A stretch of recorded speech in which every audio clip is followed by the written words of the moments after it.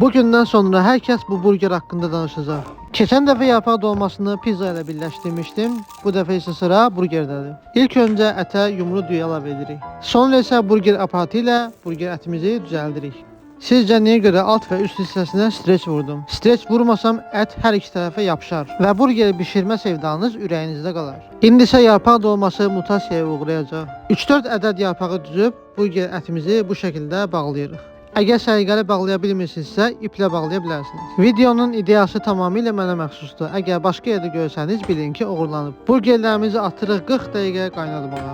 Ətlərimiz bişdikdən sonra çörəklərimizi tən ortadan bölüb qızardırıq. Yaxşı bastırın. İndi isə burgerin içliyini düzəldirik. Sos olaraq təbii ki, qatıqdan başqa bir şey ola bilməz. Yarpaq dolmasında ketçup, mayonez, burger sosu vurmayacağam ki.